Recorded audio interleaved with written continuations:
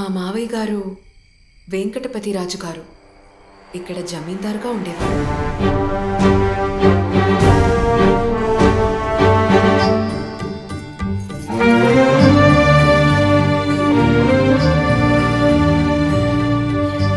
నా భర్త వీరగజపతి రాజు గారు ఈ రాజ్యానికి కాబోయే రాజు.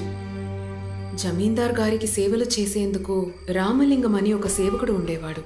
రామలింగానికి తోడబుట్టిన ఒక చెల్లెలు, 3 తమ్ముళ్ళు ఉండేవారు.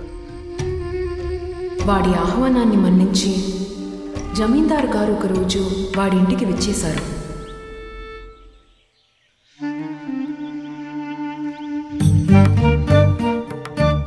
అక్కడ వాడి చెల్లెల్ని చూసిన జమీందారు ఆమె అందానికి ముగ్ధుడై ప్రేమలో పడ్డాడు. ఆ తరువాత తరచూ జమీందార్ వాడింటికి వెళ్ళేవారు. ఒక తరుణంలో ఆమెని 3వ అర్ధాంగిగా పెళ్లి చేసుకుని మా ఇంటికి తీసుకొచ్చారు.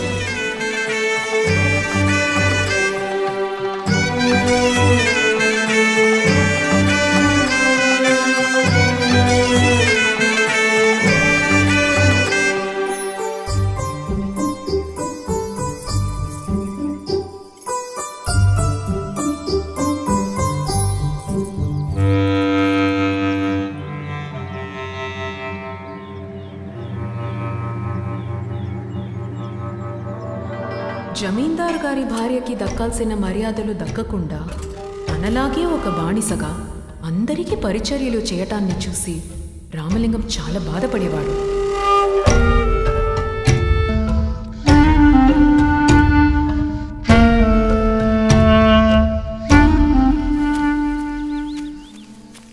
ఒరే రామలింగం, చెప్పండి అయ్యా. నీ చెల్లె నాకు అర్థంగా అయిన తర్వాత కూడా నా ముందు ఇలా చేతులు కట్టుకుని నిలబడడం నాకేం నచ్చలేదురా.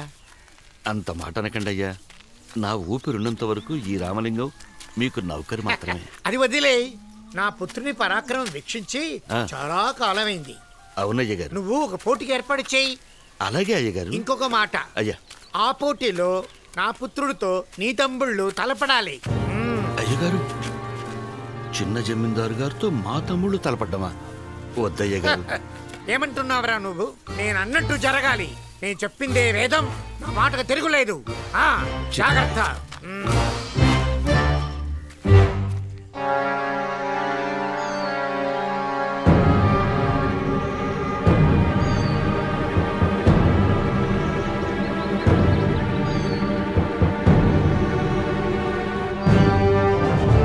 విజయోస్తు.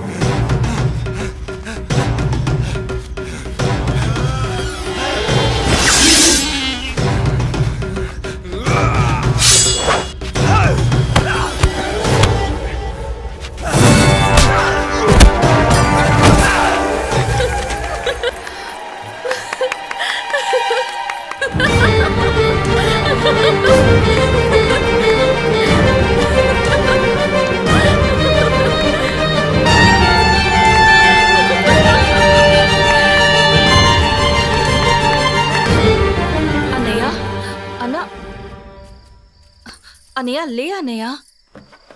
అందరూ ఇక్కడున్నారేంటి? అన్నయ్య ఏమైంది? అయ్యో దేవుడా, ఎందుకు ఏడుస్తున్నావు? రండి అన్నయ్య, మన అందరం మన ఇంటికి వెళదాం. అన్నయ్య అన్నయ్య మీరు కూడా ఏడుస్తున్నారా? పోటీలో గెలుపోటములు సహజం తమ్ముడు. చేపచేయాల గురించి కాదు చెల్లెమ్మ ఈ దుఃఖం. ఆ వీర గజపతి రాజు భార్య దమయంతి మమ్మల్ని చూసి చంపట్లు కొడుతూ హేళనగా నవ్వింది. ఆ అవమానాన్ని మేం భరించలేకపోతున్నాం. అయ్యో ఏంటి దారుణం! ఏడవకు అన్నయ్య. ఇకపై మమ్మల్ని ఎప్పుడు చూసినా తనకి ఎగతాళిగానే ఉంటుంది కదా. తన్ని తలుచుకుంటే నీ జీవితం గురించి కూడా ఆలోచించి ఇక్కడికి వచ్చేసాం. పోటీలో తను చప్పట్లు కొట్టి హేళనగా నవ్వుతూ ఉంటే ఆ సమయంలో నాకొచ్చిన కోపాన్ని వేరే దారి లేక అణుచుకున్నాను. అసలు వీళ్ళందరినీ ఆ పోటీలో ఎందుకు పాల్గొనేలా చేసావన్నయ్యా? చెప్పన్నయ్యా. నేను పోటీ వద్దనే చెప్పానమ్మా, కానీ జమీందారు గారు వినలేదు. నా తమ్ముళ్ళు అవమాన భారం మోస్తుంటే నేను మాత్రం సంతోషంగా ఉండగలను? అయినా దీని గురించి ఇప్పుడు చింతించటం అప్రస్తుతం. ఆ చిన్నయ్య గారిని తన తర్వాత జమీందారుగా పట్టాభిషిక్తుని చేయడానికి పెద్దయ్య గారు నిర్ణయించారట. ఈరోజు ఉదయమే నాకీ విషయం తెలిసింది. నీకంటూ ఆస్తులు చిల్లిగవ్వ కూడా రాయలేదు. రేపు చిన్నయ్య జమీందారయ్యాక పెద్దయ్య గారు కన్ను మూస్తే నీ పరిస్థితి ఏంటో ఆలోచించు. తలుచుకుంటేనే నా గుండె కుమిలిపోతోంది. ఒక సేవకుడు చెల్లివనే కదా నీకీ గతి పట్టింది. పెద్దయ్య గారికి మాత్రమే బానిసలమనుకునే లోపు ఇప్పుడీ చిన్నయ్య కూడా మన ఎత్తెనకటానికి సిద్ధమయ్యాడు. మనం బ్రతికినంతకాలం వాళ్ల దయాదాక్షిణ్యాల మీద బ్రతకాలా? అదే గనక జరిగితే వాడి భార్య మనల్ని కనీసం మనుషుల్లా అయినా చూస్తుందా? మన బ్రతుకులు మళ్ళీ మొదటికొచ్చే ప్రమాదం ఉంది.